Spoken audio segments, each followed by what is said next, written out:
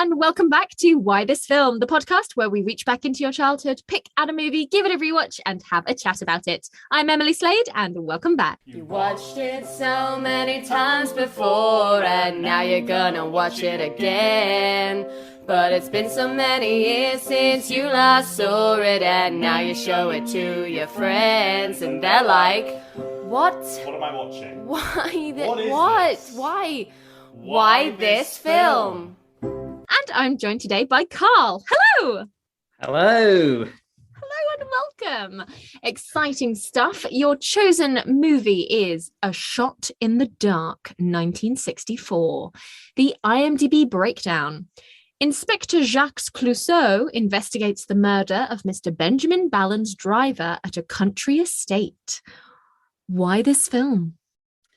Well, I kind of thought it would be interesting for a few reasons, because I didn't remember it very well, but I definitely remembered watching it and enjoying it as a child. And also I thought it was kind of interesting that it was a comedy from the 60s that I remembered liking as a kid. So I think most children are sort of like, don't like anything that was made prior to when they were born. Yeah. It's like old stuff, especially if it's black and white or it looks old. Yeah. So I was sort of grainy. interested to see what I saw in it as a child, really. Did you find that out? Well, I think what I've realized, so I didn't remember it very well. There are bits of this that I remembered, but I think what I've done is mixed up this with some of the ones from the 70s in my head, because I must have watched them around the same time. Yeah.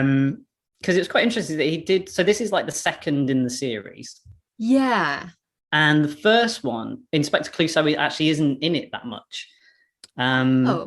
It's more of like, it's about like David Niven's, this diamond thief. Right. And they kind of like saw that Clouseau was the popular element and then gave him this film. And then it wasn't until 10 years later that Pete Sellers returned to make another Pink Panther film. That's crazy. Yeah, it's a really odd series. There's been several different people play Clouseau, and it's sort of, it is really odd. I think there's been 12 Pink Panther films in total. Whoa. Only 6 of them have had Peter Sellers in them. Okay. Yeah. It feels a little bit sort of, I usually really dislike that when they're like, hey, Jack Sparrow's popular, let's make him the main character now. And you're like, oh, look at that, your movie sucks. And that feels sort of what they did here. They were like, let's take the really popular side character that in theory works because they are a side character, not the main focal point, and make them the focal point.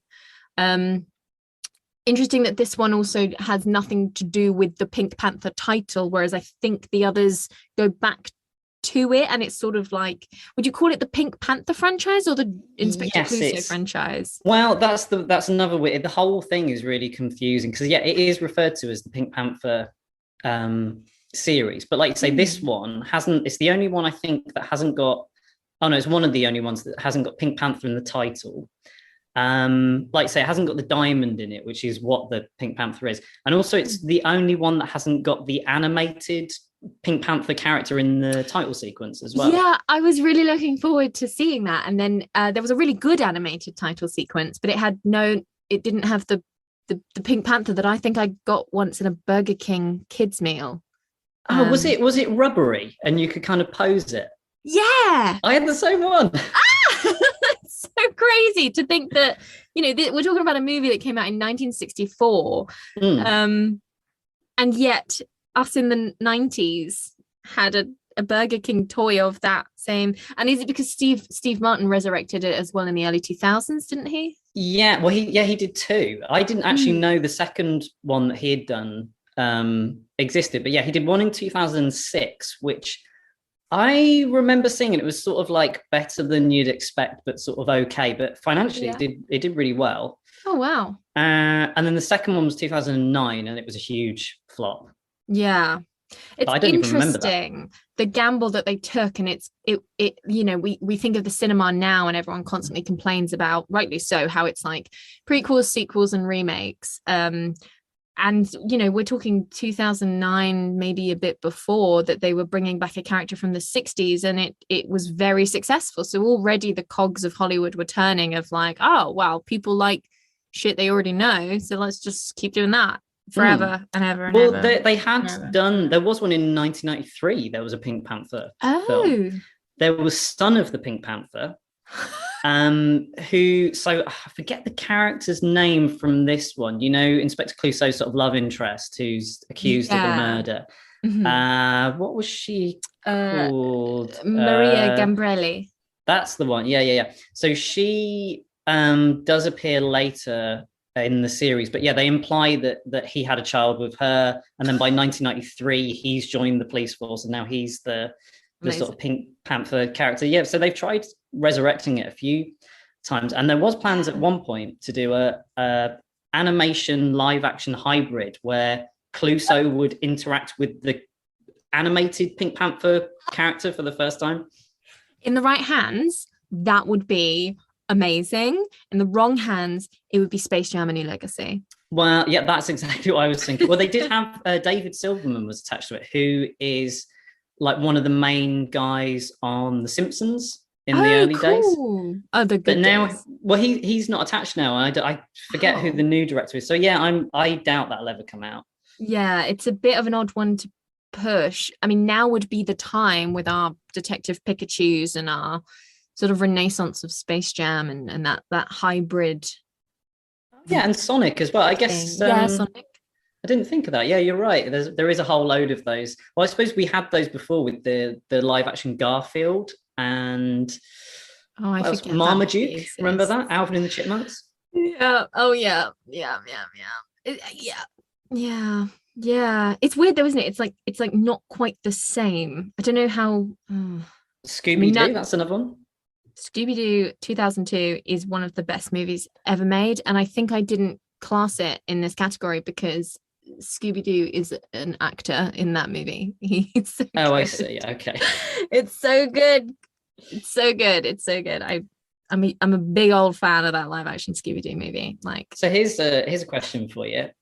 If they did do this live action animated Pink Panther film, who would you cast as Clouseau? I mean, it'd have to be a woman this time round, wouldn't it? Oh, do you think? Oh, okay, interesting. Yeah, already my Hollywood brain was like, make it a woman. Because I was going to ask you, just to tie into this question, is the success of Inspector Clouseau from Peter Sellers' performance, but then arguably not if 6 out of 12 movies don't even involve him. And I imagine Steve Martin was a very good stand-in. But then it's the question of, do you get somebody French or at least European? Because I can't think of a comedic male actor off the top of my head that is goofy enough. I don't know. Well, my only thought on who would play it now would be someone like Sacha Baron Cohen, but I don't think he wouldn't do it. It's almost too obvious. Do you know what I mean? Like, it's like he's already sort of done it. He sort of plays Inspector Clouseau in Hugo. Oh, yes. Yeah, you're right. He really does. So, yeah, but you're right. That's the vibe. I think what you're saying about, was it Peter Sellers who sort of made the character? I know you're saying Steve Martin kind of made it work, but that was like I say, the second one was a big flop, and then they kind of put that to bed. But what they did was, so after this, so Shot in the Dark was only a year after the Pink Panther. They really rushed it into production.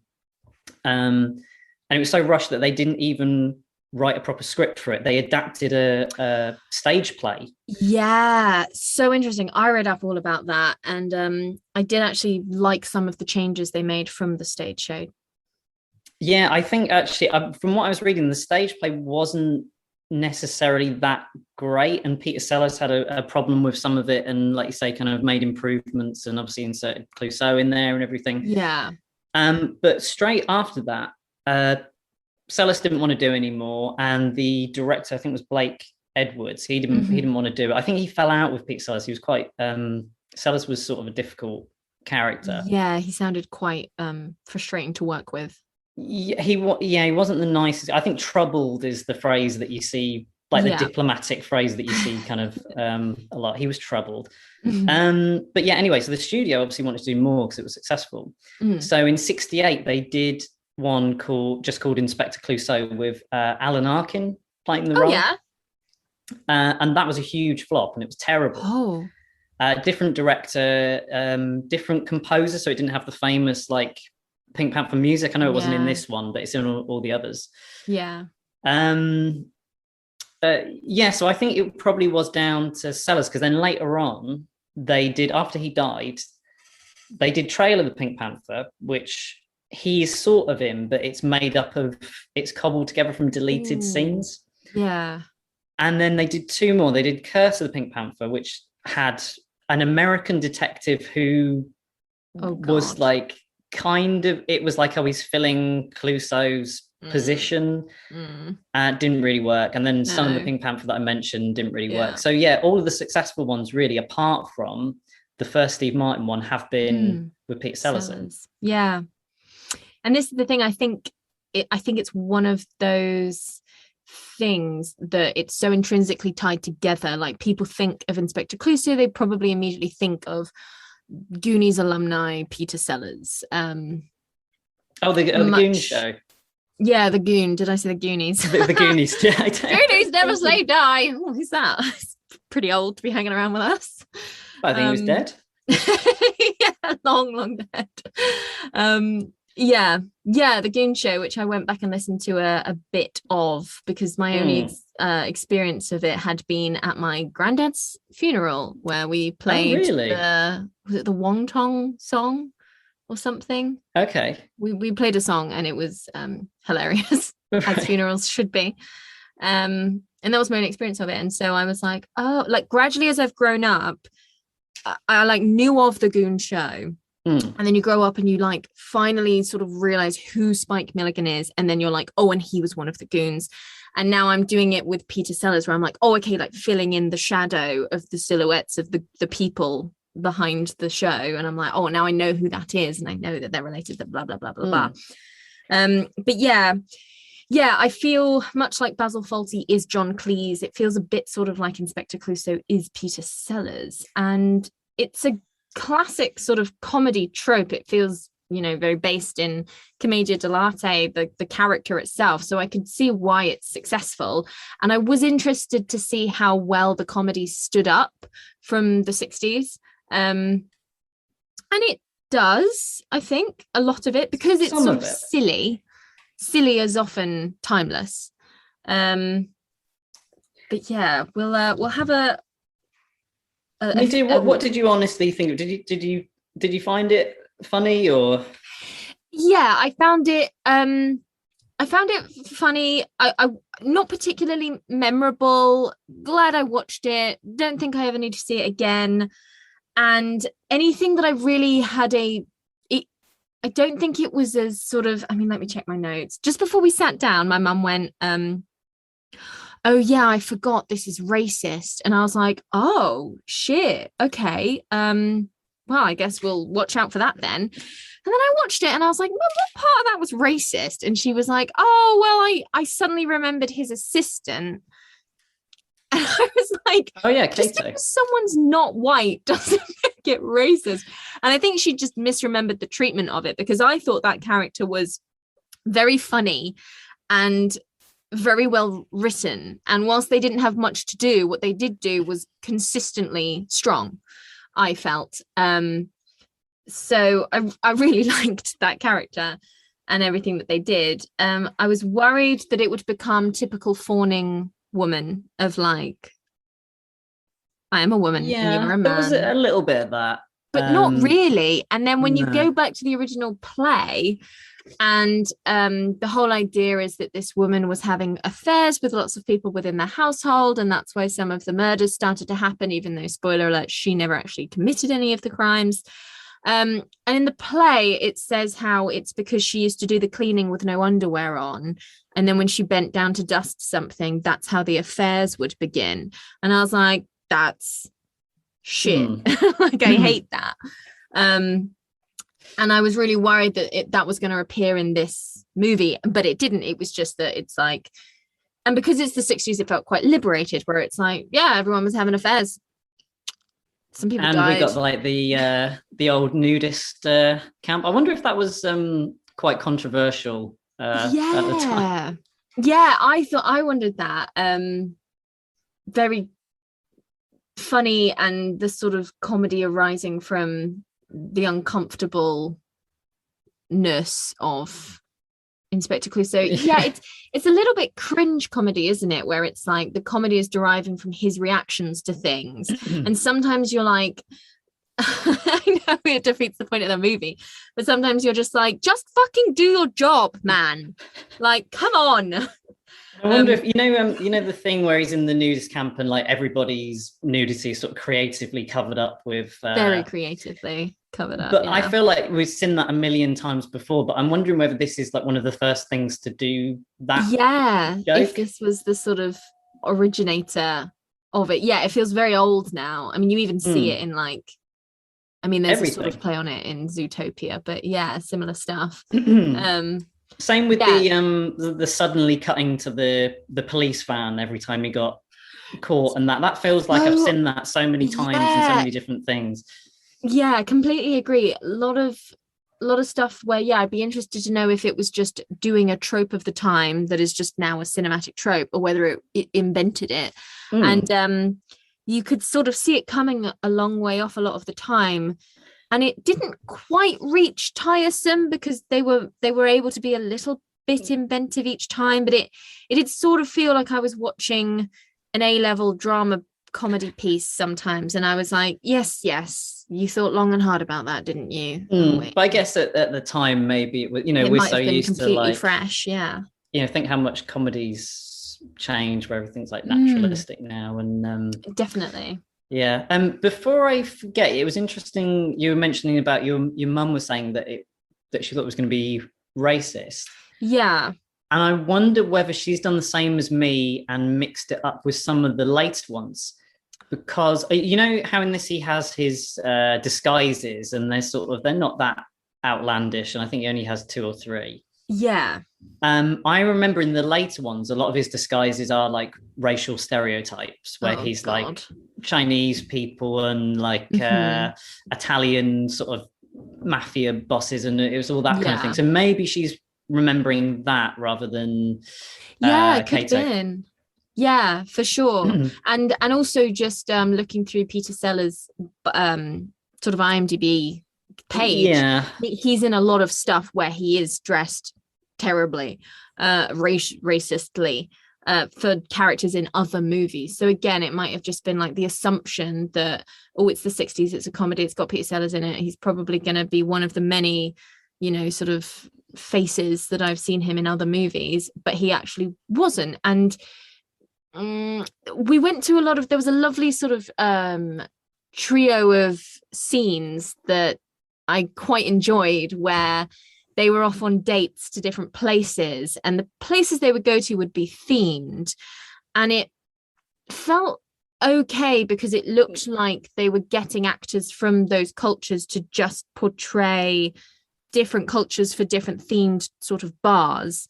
And it was just interesting to sort of, go to the Russian place where everybody has vodka, and then to go to the sort of Hawaiian themed place where there's sort of grass skirt dancing and all of these things, whilst he was trying to be assassinated and other people kept getting in the way and being killed, which that's another really one of those jokes that I feel like now that's been done so many times. They're like bending down as someone's shot and it goes into something else, and but then maybe this was the first time that been done. I don't know. Could be. And to think if this was a play, does that happen in the play, or is that something in, because it feels like a very visual filmic gag. But I did enjoy it. I enjoyed the sort of harmless, flippant attitude towards murder that this murder mystery had. that so many deaths in this that no one really cares about either. And what's fun, again, spoilers, is that the person trying to kill Clouseau is his literal boss. The like police captain is now the biggest criminal in the movie, and like nothing's done about it.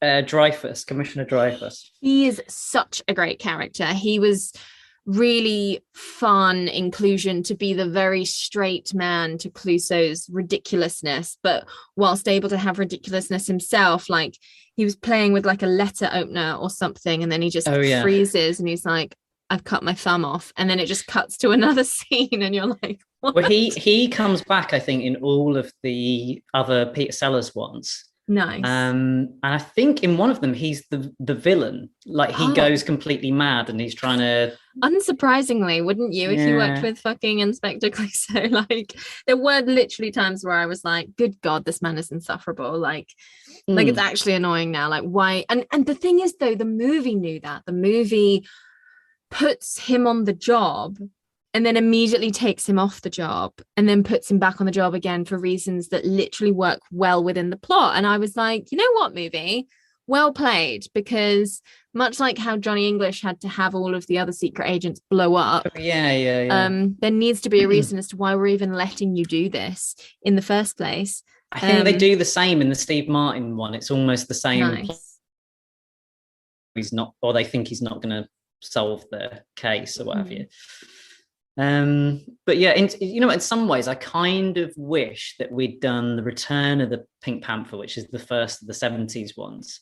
Oh, okay. Because that one is sort of way more cartoony and wacky. And it's probably funnier, even if it's maybe not a better film, and it's sort of a bit more fast paced. And like this, I think it was kind of it's a long time before there's like the first bit of comedy. That opening sequence, that long shot where you just see everyone in the chateau. It's so long.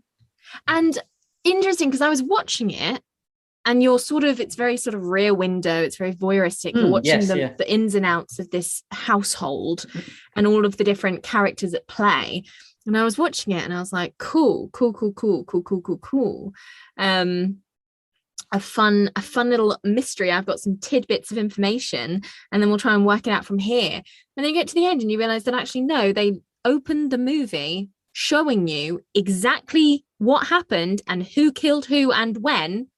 And then we have the movie. So then the reveal is like 2 minutes at the end where it's like, yeah, everything you saw was what happened. There was no like, because I thought we were going to come back and see it from different points of view, because at one point someone's like hidden behind a door when a gun goes off. So you're like, we're meant to think it was her, but it was actually somebody else, and all of these things. But you're like, no, what you saw happened. And I was like, why the fuck? It'd be like Knives Out opening, showing you the murder, like how it happened, and then doing the movie. And you're just there with Daniel Craig like, well, I know they showed me what happened. This isn't fun. Like you showed me what happened. It was really odd choice. And I don't know if you're meant to think that she did do it because you didn't quite see it happen properly, but you do. I don't think the kind of like that element of the plot really matters too much, because the film's more concerned with having Clouseau kind of, just do buffoonish things whilst trying to solve the case rather than the actual mystery. But it's interesting to say that, because I'm quite a big fan of Columbo. I know a lot of people think it's like something your gran watches in the day, but every episode of that opens with showing you who the murderer is and how they did it and everything. And then the rest of the episode, it's more about how is Columbo going to catch them out. You're not privy to like his train of thought.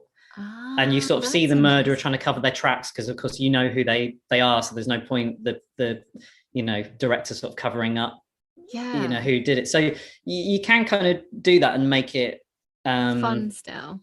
I can't remember what they call it. It's not like it's like a how done it rather than a who done it or something like that. That's cool. It's an interesting premise. That's really interesting. I didn't know that about Columbo. And I think I was bringing my modern thinking Knives Out was some sort of semi homage to movies like this, or I'm a huge fan of Clue, which is sort of similar but a lot more perhaps what the other ones are like. It's a lot more wacky and out there and ridiculous, whereas this felt quite tame in both sort of comedy and murder and mystery and well, I guess with it being like 10 years until Sellers did it again, because he like really his career was sort of on the wane when he started doing it again. He sort of did it because he had to, really. But yeah, with 10 years moving on, I guess it's like the middle of the 70s, everything's moved on and you need to sort of step it up in terms of like how fast paced it was and how cartoony and everything like that's that. true. So I'm trying to. I'm not sure what like big comedy films were out in the sort of mid 70s. Because stuff like Airplane wasn't until 1979, I want to say. But yeah, you see what I'm saying, that they sort of everything had moved on a bit. It was sort of I've just googled it. It's like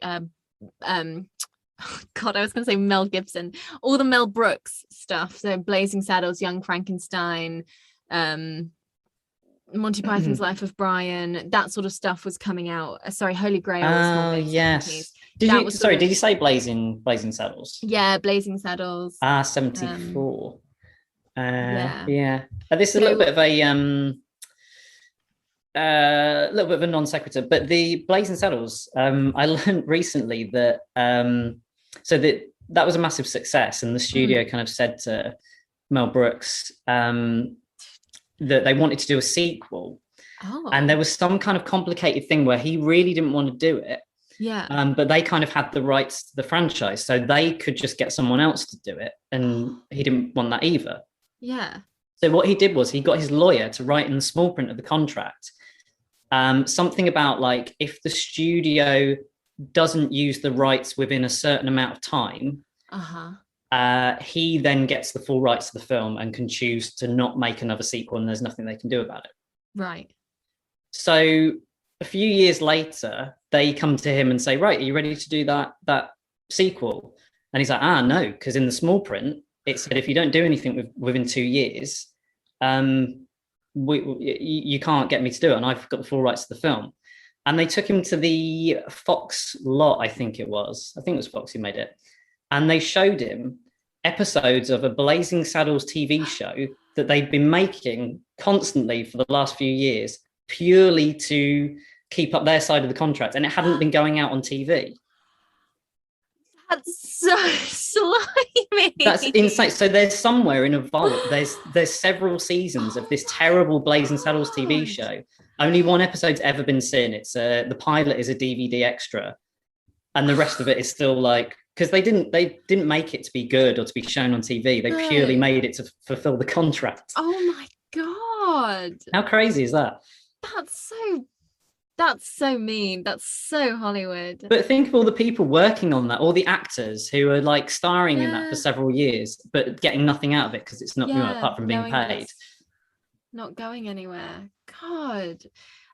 They never did make a Blazing Saddles 2, right? No. It never got made in the end, but they did that to give themselves the option to make it. Can you imagine if they did that now? Like, well, they just make movies now, don't they? That's why we have like the Spider-Men and the Fantastic Fours. Well, the Andrew Garfield Spider-Man, that's the reason they were made, because the rights were going to elapse. And I think it's called an ashcan copy, where you make something purely to retain the rights to it. God. Because there's one for The Hobbit as well. Everyone would just see your movie as that. They would just be like, oh, well, you're the copyright keeping version, aren't you? Like, you're not good. Well, they tend to sort of bury it. Because I know that, so there's a series of fantasy novels called The Wheel of Time, and I forget some TV, I can't remember if it was AMC or something, bought the rights to it. But then they haven't done anything with it, and it was going to elapse. So they made like a really shitty 10-minute short that was technically based on it, that they put out at midnight on like FX, the sort of this Fox channel, purely just to retain the rights. And there's loads of examples of that. It's quite interesting, all these like crappy short things that they made. There was an animated Hobbit that was purely made for that reason. Trying to remember. I remember looking up all of these. Oh, there was a Fantastic Four one as well. Nice. Roger Corman Fantastic Four. I don't think it's ever been released, but you can see some like stills of it. Crazy. It's such a weird, like, good for Mel Brooks for sticking that in, but didn't work, mate, clearly. I know, it's so strange. But I guess they kind of, maybe it wasn't to retain the rights, but they kind of did that with the Pink Panther, trying to keep the series going. And Get that yummy money. Yeah, and like we were saying, they're still sort of planning on, and I suppose the whole Pink Panther cartoon series had a whole life of its Yeah. own, and But yeah, it's hot property. And everyone's sort of heard of it, and I'm sure there's a quote that is in the top 100 quotes of all time. At least the music is, like, everybody knows the music, even if you're not entirely sure where it comes from. Oh yeah. But no, this was a funny one. So because I used to watch a lot of the old fashioned, definitely a lot of the old MGM musicals. I was a big fan of when I was like a child, like under 10. I'd be like, oh yes, let's watch Easter Parade. And I loved things like the Lady Killers and Passport to Pimlico and all of these sort of old Some Like It Hot, like those sort of raunchy comedies. So would this be the Lady olden Killers days. with Alec Guinness in it?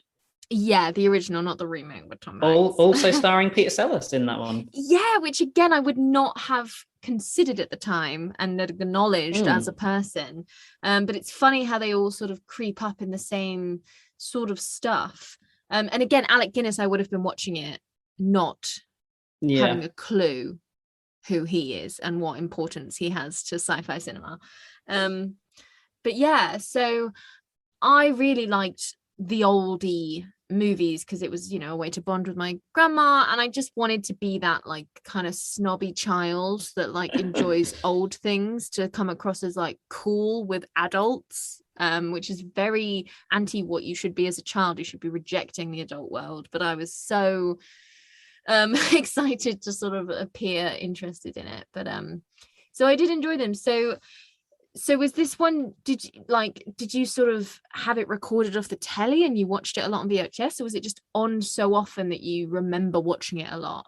It's funny you say that, because my memory of it isn't great, and I was trying to think about where I would have seen this, because it's not like nowadays. I don't think you see that many kind of films from the 60s on TV all that much. No, well, I suppose there not must at be all. channels for it, but yeah, I think I probably just saw this on TV.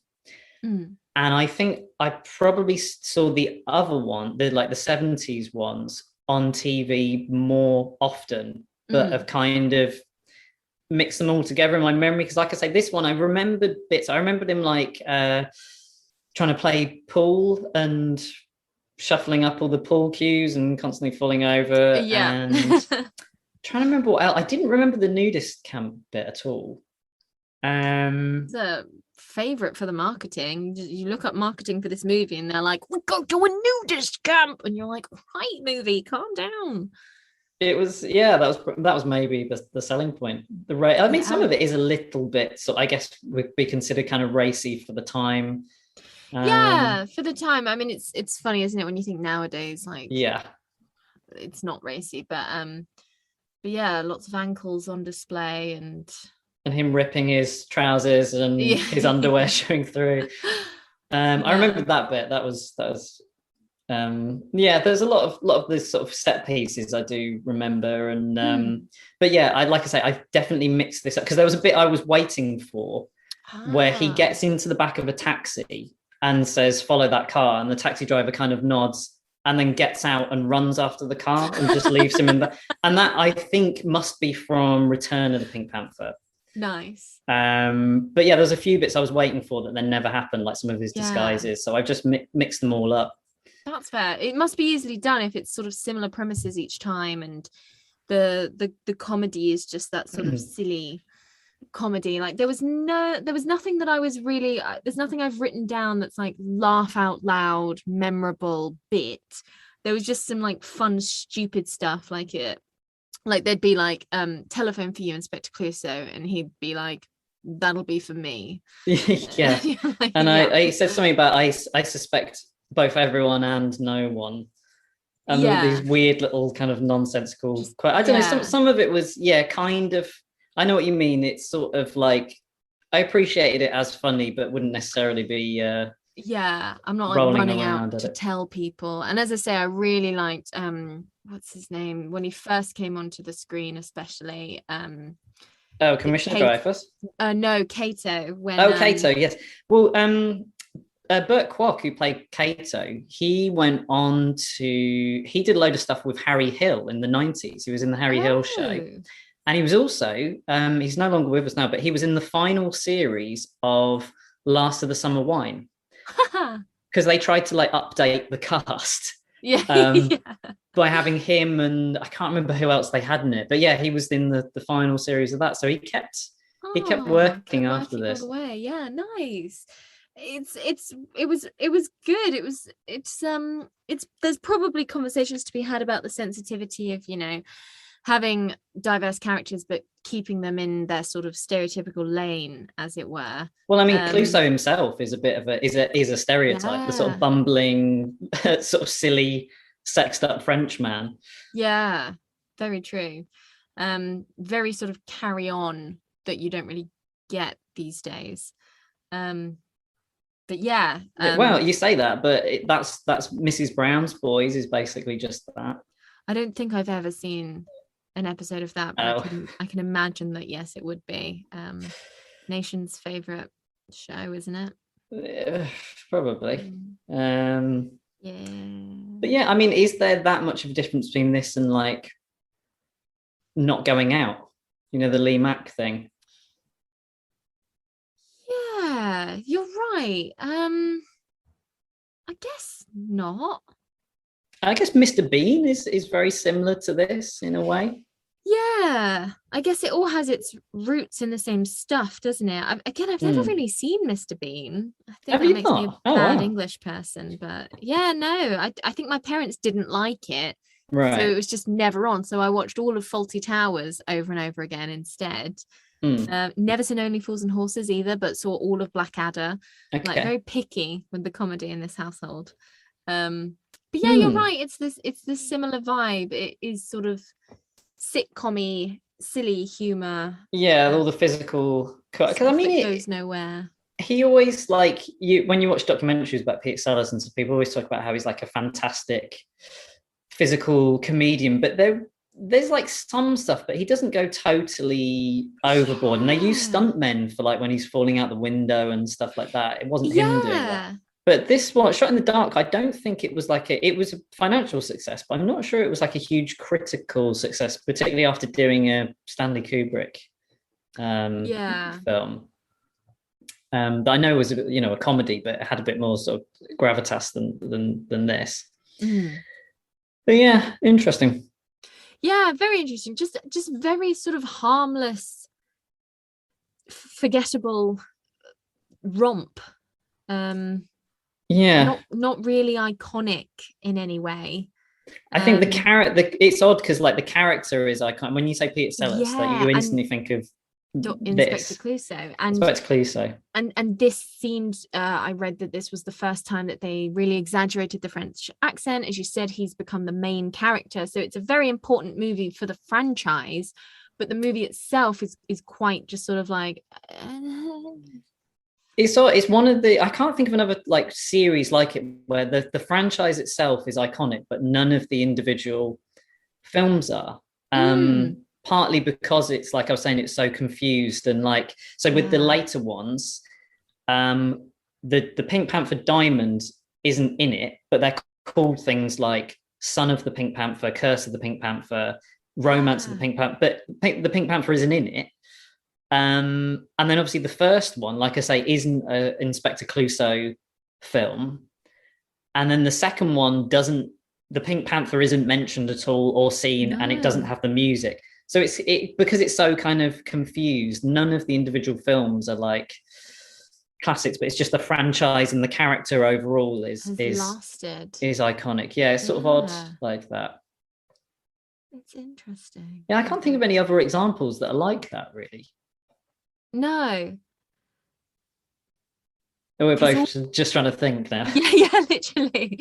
Because all franchises I can think of stem from, even if later movies get poorer and poorer, they often stem from at least one really good movie or at least very important movie. Whereas with this one, the first one, it's pretty good and it's kind of funny, but it's not an out and out comedy. But it's not like all the other ones. It's not like a typical Pink Panther film, even though that's the first one. So yeah, it is kind of odd like that. The Shot in the Dark is the first one that's like establishes all of the elements that remain in the franchise for the other Peter Sellers ones.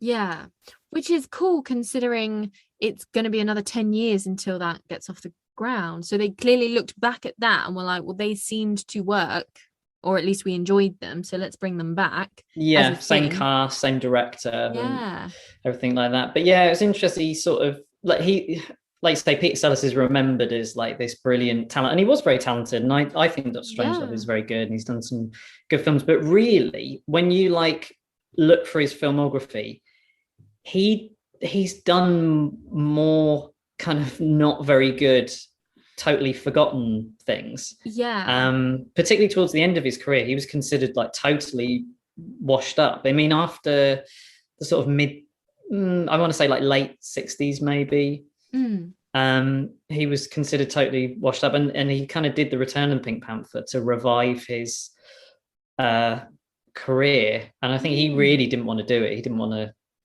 do Inspector Clouseau again. When the like main character isn't interested in their own movie. No, and he was meant to be kind of difficult on set. And I mean, on the set of this one, him and Blake Edwards, the director, communicated via written notes and assistants, which must have been pretty God, imagine being one of those assistants. You're just like, fucking hell.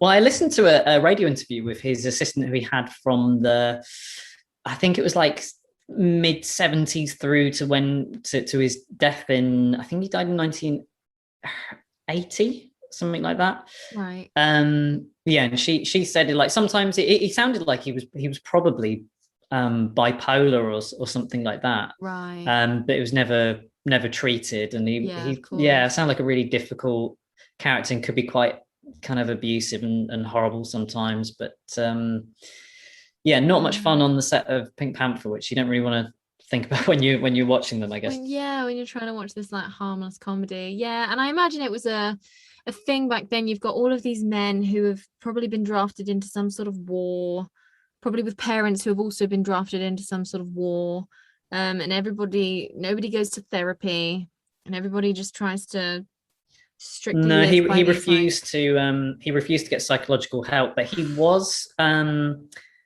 this is quite interesting. He was a kind of devotee to like these mystics and like fortune tellers. And when the studio wanted him to go back and do more Pink Panther films, even though he wasn't keen on it, they paid his fortune teller to tell him that someone with the initials BE would bring him great fortune.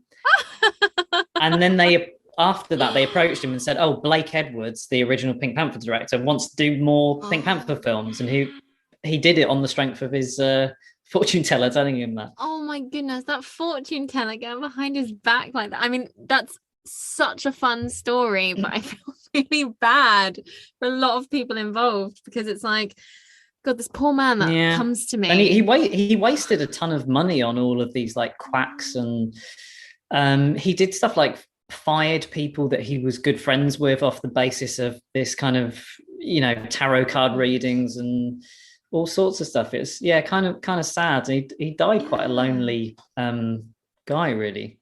Quite sort of ill and broken by the end. And he was estranged from his fourth wife at that point, and died on his own. He was engaged to Liza Minnelli at one point. No way. That's really fun. So interesting guy, but not the nicest of people, apparently. Kind of, like I say, difficult and troubled is the terms that you hear all the time about him. Yeah, definitely. But seemingly an icon in British comedy.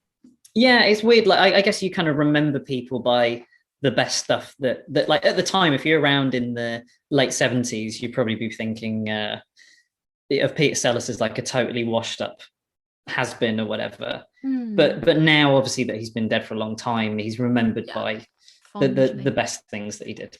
Yeah, definitely. Which is only really like 4 or 5 films, I guess. Yeah, I don't think people are remembering. What did I just see? The Dr. Feng Shu or something. Oh, that was his last film. Yeah, The Curse of Fu Manchu. That's where he played a Chinese person. He also had a film. This is quite interesting. The only film he directed was in 1961. It was called Mr. Topaz, and he didn't think it was very good. He also later on he had a habit of buying up all of the prints of films that he had done kind of for the money but didn't really want to get released. So there's a load of weird ones that never got a cinema release in the American everything. But anyway, Mr. Topaz, there was at one point only one surviving print of that film. Oh my God. So it could have been totally lost. But it was, fortunately, the BFI had it and they digitized it fairly late. So you can now get it through the BFI website and on Blu-ray. But yeah, at one point, the only way you could see it was that one print that was in the that film would be lost forever. Yeah, that's crazy. Yeah, but interesting. So yeah, I guess that's why we kind of remember. There's all of these. If you go through his filmography, half of them haven't heard of. They're just totally forgotten. Yeah, just completely forgotten, banal comedies. Amazing. Well, thank you so much for coming on. Do you have anything to plug? I guess I could plug. Yeah, I if anyone wants to go to my Twitter, I sort of post little comedy shorts there, audio shorts, and I've also got a SoundCloud. I should have had all this ready. Yeah, so soundcloud.com/Carl with a C hyphen Spurling, SPURLING. And you'll see my SoundCloud. But if you search me, you'll see all my stuff, and I've got my artwork and audio comedy on there if anyone's interested. Nice. Yeah, thank you so much for coming on. You'll have to come back and do all of the Pink Panthers.